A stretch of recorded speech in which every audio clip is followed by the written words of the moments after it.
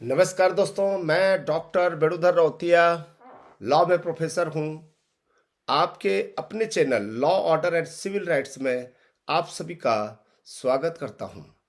आज का यह वीडियो उन सभी यूजीसी नेट अभ्यर्थियों के लिए किसी बड़ी जीत से कम नहीं है जिनका जेआरएफ या नेट महज 1 या 2 नंबरों से रुक गया था। आज हम बात करेंगे दिल्ली हाई कोर्ट के उस ऐतिहासिक आदेश की जिसने एनटीए की कार्यप्रणाली पर गंभीर सवाल खड़े कर दिए हैं और हजारों छात्रों के लिए न्याय का रास्ता खोला है।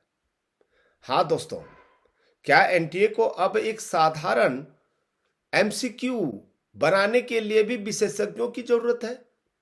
क्या आप यकीन करेंगे कि देश की इतनी बड़ी एजेंसी एक ही सवाल के 2 विकल्प बिल्कुल एक जैसे हूबहू दे देती है?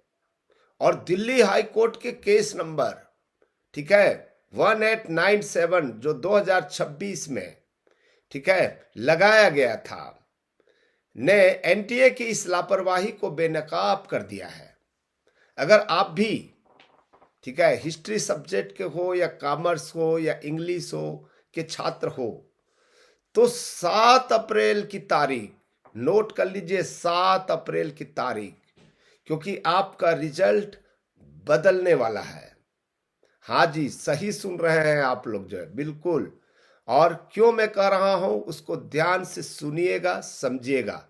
साथियों, कार्तिकेय काहोल बनाम वीजीसी मामले में माननीय न्यायमूर्ति जसमीत सिंह ने जो टिप्पणी की वह हर छात्र को जाननी चाहिए।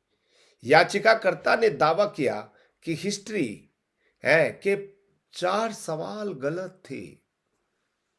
समझ आ रही मेरी बात जो है। सबसे दिलचस्पी मोड़ तब आया जब कोर्ट ने क्वेश्चन नंबर 14 को देखा। कोर्ट ने पाया कि इस सवाल के ऑप्शन नंबर 2 और ऑप्शन नंबर 3 बिल्कुल हूबहू है, एक समान था।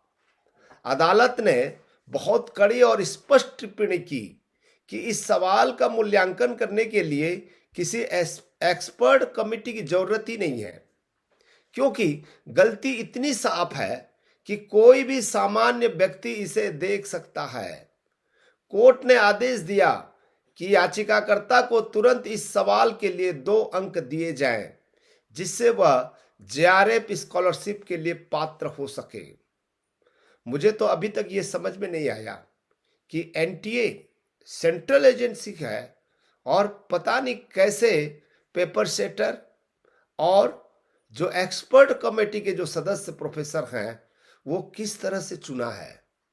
क्या हकीकत में प्रश्न चिन्ह खड़ा नहीं करता है? नेक्स्ट जून 2026 में भी तो एग्जामिनेशन होना है और इस तरह की बार बार की गलती शोभनीय नहीं है। छात्रों के साथ में अन्याय है। मैं सही कर रहा हूं कि नहीं कर रहा हूं? आप यहां पर ध्यान दीजिएगा।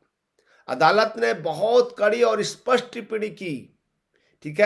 इस सवाल का मूल्यांकन करने की जरूरत है ही नहीं। अब इस अदालती आदेश का असर देखिए। एनटीए ने प्रभावित छात्रों को ईमेल भेजना शुरू कर दिया। इस पत्र में स्पष्ट लिखा है कि हाईकोर्ट के आदेश और सब्जेक्ट एक्सपर्ट कमेटी की सिफारिशों के आधार पर कुछ विषयों के आंसर की रिवाइज की गई है। दूसरा क्या लिखा है? मुख्य रूप से हिस्ट्री के 7-8 सवाल, कॉमर्स के क्वेश्चंस प्रभावित हुए हैं। रिजल्ट अपडेट की तारीख एनटीए के पत्राचार के अनुसार रिवाइज रिजल्ट और फाइनल अपडेट 7 अप्रैल तक देखने को मिलेगी। अब एक बात और समझिएगा, यही 2 ही सब्जेक्ट में क्यों, दूसरे सब्जेक्ट में क्यों नहीं? अब जो दूसरे सब्जेक्ट में भी कोई चाहता है कि नहीं इसमें भी होना जरूरी था, रिवैल्यूएशन होना था, अब इस जजमेंट के बाद में केवल आप दिल्ली हाई कोर्ट में लगाएंगे, और इसका साइटेशन देंगे और उसका रेफरेंस हो जाएगा एनटीए को। ज्यादा खर्चा भी नहीं है। कोई भी जाएगा एक जजमेंट हो जाने के बाद में दूसरा जजमेंट कराना, तीसरा जजमेंट कराना, चौथा जजमेंट कराना बहुत आसान होता है। ठीक है, आपके साथ में भी, आपके भी सब्जेक्ट में भी ऐसी कोई प्रॉब्लम हुई है तो जरूर कमेंट करके बताइए, मैं आपको बताऊंगा कि आपको भी न्याय मिलेगा। और याद रखिएगा, यही जजमेंट आपको काम करेगा जून 2026 में भी, क्योंकि एक बार एनटीए का पर्दाफाश हो जाने के बाद में, गलती पकड़ में आ जाने के बाद में, जब जून 2026 में इस तरह की हरकतें होगी तो याद रखिएगा ये दृष्टांत के रूप में काम करेगा। बहुत बड़ी काम का है। यहां एक कानूनी बारीकी है जो मैं बतौर लॉ प्रोफेसर आपको समझाना चाहता हूं। एनटीए ने साफ किया है कि अगर कोई सवाल ड्रॉप हुआ है, जैसे कॉमर्स के 2 सवाल, तो उसके +2 अंक केवल उन्हीं को मिलेंगे जिन्होंने यह सवाल अटेम्प्ट किया था। अगर आपने पहले ही उस सवाल के अंक ले लिए थे तो दोबारा अंक नहीं जुड़ेंगे। जब ड्रॉप्ड हो गया है तो ड्रॉप्ड हो गया, तो क्वेश्चन को तो हटा दिया गया ना है। और दूसरा चीज है, किसने उसको टिक नहीं मारा होगा, आंसर नहीं दिया होगा? बिल्कुल दिया होगा।